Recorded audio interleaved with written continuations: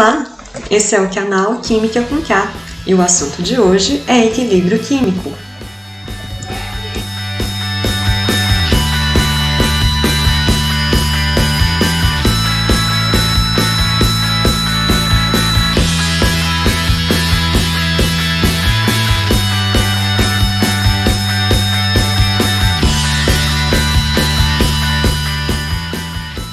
Para começar, você lembra o que é equilíbrio químico? O equilíbrio é o estágio da reação em que as concentrações de reagentes e produtos não se alteram, pois as reações direta e inversa atingem velocidades iguais. Vamos utilizar a transformação do N2O4 em NO2 como exemplo. Essa é uma reação reversível, significa que ela também ocorre no sentido contrário.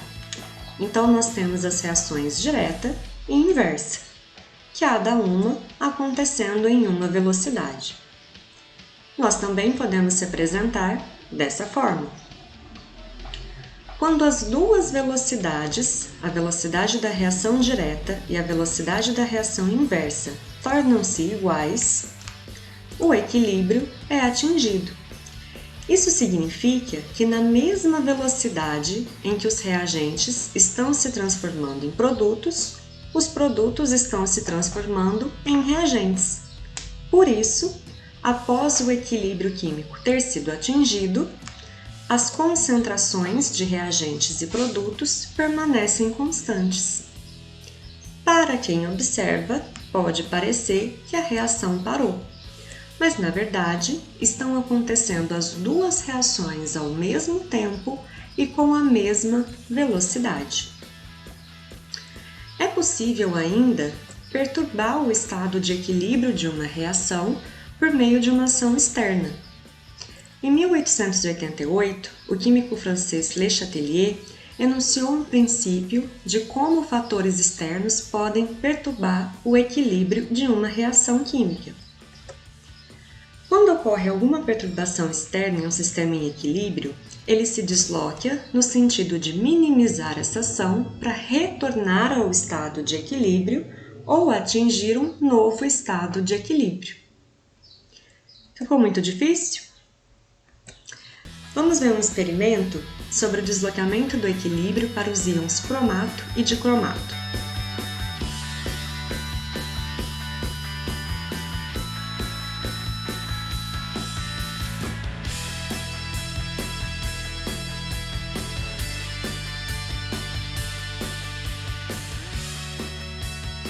Nesse tubo de ensaio, temos a solução de cromato de potássio, amarela. Ao adicionarmos o ácido clorídrico, a solução passa a ficar laranja, característica dos íons dicromato. Adicionando hidróxido de sódio, a solução volta a ficar amarela, indicando que o equilíbrio novamente foi deslocado, mas agora para a formação dos íons cromato. Observe novamente considerando a reação do equilíbrio.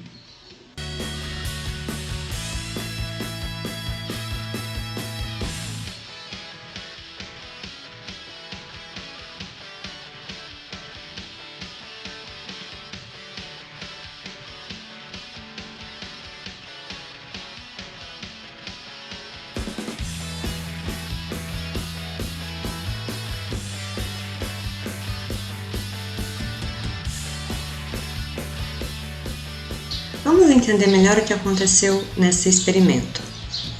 Essa é a equação que representa o equilíbrio entre os íons cromato e dicromato.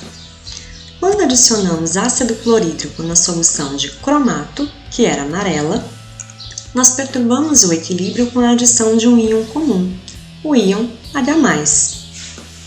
Com isso, percebemos que a solução ficou laranja, indicando que o equilíbrio foi deslocado no sentido de formação do dicromato, ou seja, o equilíbrio foi deslocado no sentido dos produtos.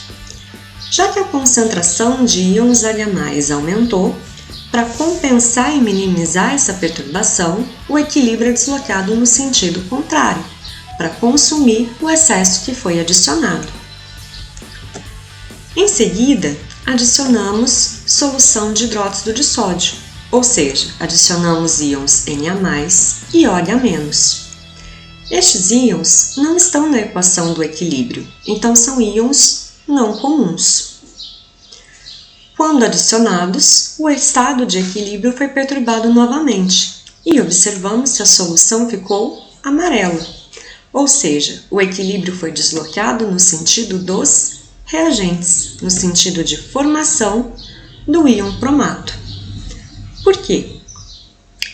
Com a adição de íons OH-, os íons H+, que estavam na solução, e os íons OH- adicionados se neutralizaram.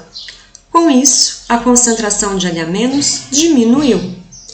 Para minimizar essa perturbação, o equilíbrio é deslocado no sentido de formar mais íons H+, ou seja, formar mais daquele que diminuiu de concentração e assim reestabelecer o equilíbrio. O mesmo aconteceu com a solução de dicromato, que era laranja, quando adicionamos solução de hidróxido de sódio. Novamente, estávamos adicionando íons não comuns. E percebemos que o equilíbrio foi deslocado no sentido de formação do íon cromato, no sentido dos reagentes. Novamente, com a adição dos íons OH-, íons H+ e OH- se neutralizaram, a concentração de íons H+ diminuiu e, para compensar, o equilíbrio foi deslocado no sentido de formar mais dos íons H+. Portanto, formou-se também os íons cromato, dando cor amarela à solução. Agora, vamos observar o deslocamento do equilíbrio da amônia utilizando hidróxido de amônio, HCl, água destilada, sal amoníaco e o indicador fenolftaleína.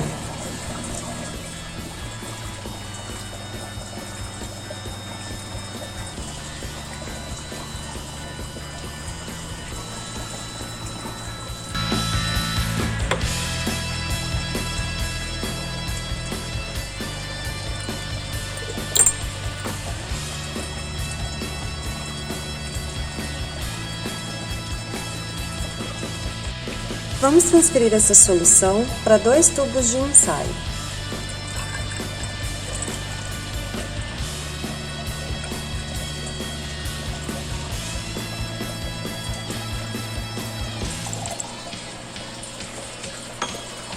No primeiro, vamos adicionar sal amoníaco.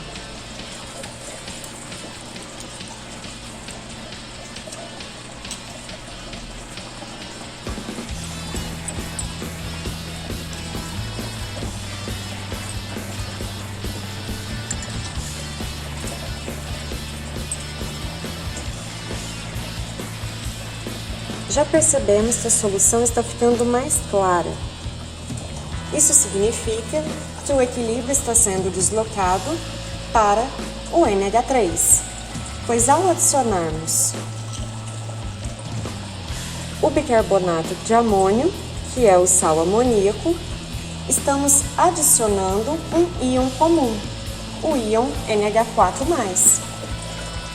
Com a adição do íon comum, o equilíbrio é deslocado no sentido do seu consumo, ou seja, o equilíbrio foi deslocado para NH3 mais água.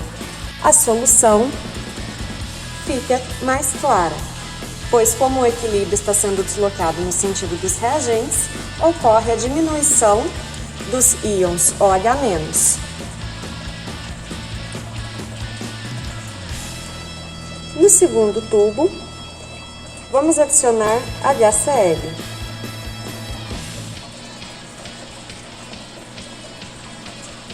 Percebemos novamente que a solução está ficando mais clara.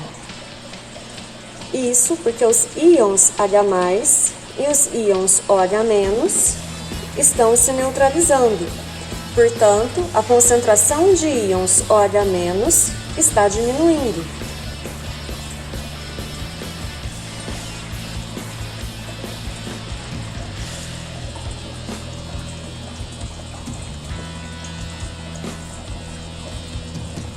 concentração, de uma maneira geral, seguiremos o mesmo raciocínio.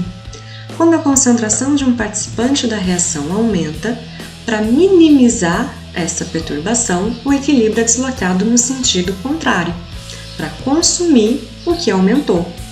Assim, quando a concentração de um reagente aumenta, o equilíbrio é deslocado no sentido dos produtos.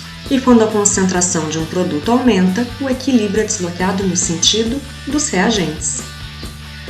Quando a concentração de um participante da reação diminui, o equilíbrio é deslocado no sentido de formar mais daquele que diminuiu de concentração. Então, se ocorre a diminuição da concentração de um reagente, o equilíbrio é deslocado no sentido dos reagentes. E se ocorre a diminuição na concentração de um produto, o equilíbrio é deslocado no sentido dos produtos. Para entendermos como a temperatura influencia no estado de equilíbrio, vamos lembrar lá dos conceitos de termoquímica para reações exo- e endotérmicas. As reações exotérmicas são aquelas em que ocorre liberação de calor, portanto a variação de entalpia é menor que zero, valor negativo. As reações endotérmicas são aquelas que absorvem calor, a variação de entalpia é maior que zero. Quando uma reação está no estado de equilíbrio, a variação da temperatura vai influenciar de maneira diferente se a reação é endo- ou exotérmica. Se uma reação é exotérmica, perde calor, o que iria favorecer essa reação? Diminuir ou aumentar a temperatura? Seria favorável fornecer para a reação aquilo que ela precisa perder? Não seria favorável para a reação fornecer mais calor, já que a reação precisa perder calor. Então, a diminuição da temperatura favorece a reação exotérmica. E se aumentarmos a temperatura, estamos desfavorecendo a reação, pois estamos aumentando aquilo que a reação precisa perder, o calor. Para as reações endotérmicas, que absorvem calor, ao aumentarmos a temperatura, estamos ajudando a reação, porque estamos fornecendo aquilo que a reação precisa. Por isso, o aumento da temperatura desloca o equilíbrio no sentido da reação endotérmica. Se fizermos o contrário e diminuirmos a temperatura, a reação será desfavorecida. Uma observação importante é que sempre que a reação direta for exotérmica, a inversa será endo, e vice-versa. Assim, se vermos uma equação com ΔH maior que zero, a reação direta é endotérmica e a inversa é exotérmica. Já sabemos que a reação endo é favorecida com o aumento da temperatura e a reação exo é favorecida com a diminuição da temperatura.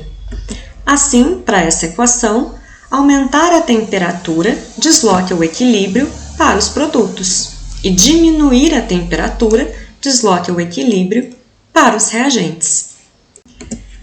Se uma equação que representa uma reação química tiver ΔH menor que zero, um valor negativo, significa que a reação direta é exotérmica e, portanto, será favorecida pela diminuição da temperatura. Já a reação inversa será uma reação endotérmica, favorecida pelo aumento da temperatura. Portanto, se aumentarmos a temperatura, vamos estar deslocando o equilíbrio para os reagentes. E se diminuirmos a temperatura, estaremos deslocando o equilíbrio para os produtos. Vamos ver um outro experimento demonstrando o deslocamento de equilíbrio com os complexos de cobalto.